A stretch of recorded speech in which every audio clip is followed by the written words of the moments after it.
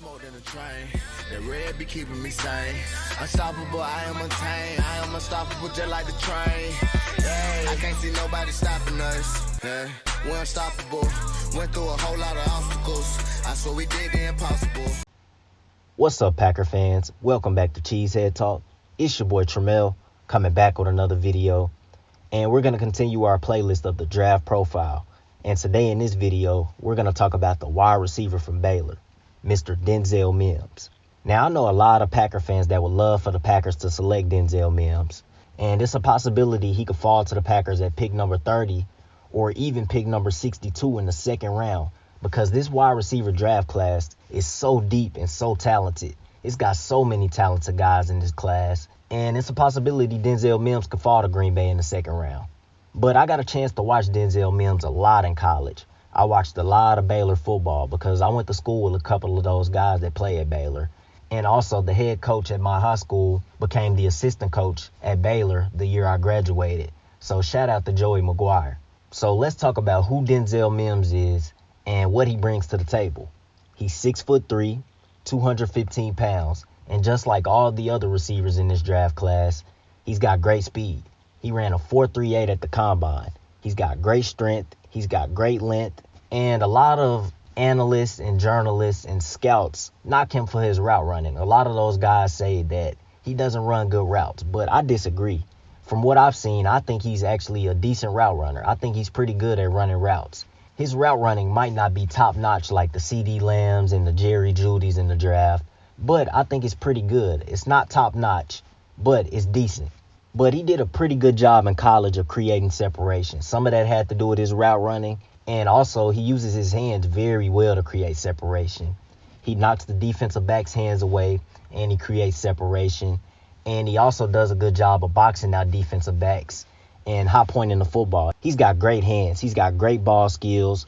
He makes a lot of acrobatic catches. He makes a lot of contested catches, jump balls, fades. He's scoring touchdowns on the slants. And he has some of the best film in this draft class. And a guy I would compare him to that's in the NFL is Kenny Golladay. I was going to keep that to myself. I thought I was tripping, but I actually read an article and a guy actually compared him to Kenny Golladay. So I'm not the only one. And I'm going to come out and say it. I think he's just like Kenny Golladay.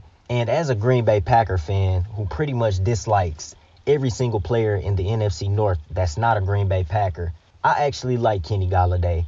I think he's an up-and-coming wide receiver, and I think he's pushing that top 10 wide receiver right now. And I think he's going to be a superstar in this league. Right now, I think he's a top 3 receiver in the NFC North, right behind Devontae Adams and Adam Thielen. You could argue that he's better than Thielen. But if Denzel Mimms can become a Kenny Golladay, oh my goodness, that would be a huge weapon for the Green Bay Packers. Huge weapon. That would mean the Packers would have 2 caliber wide receiver number 1s on their team with Denzel Mimms and Devontae Adams.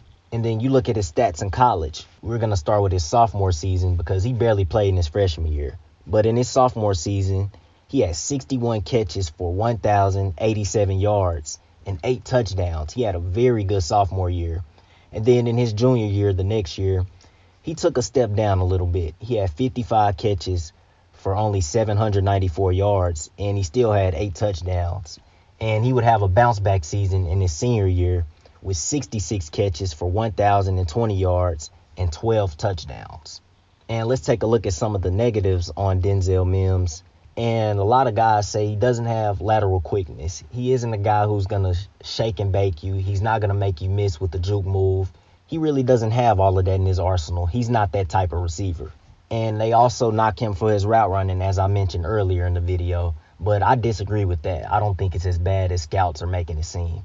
But if the Packers were to select Denzel Mimms in the 2020 NFL Draft, they are getting an all-around wide receiver, a guy who is physical with great size, great speed, and a guy who can make all the catches on the field.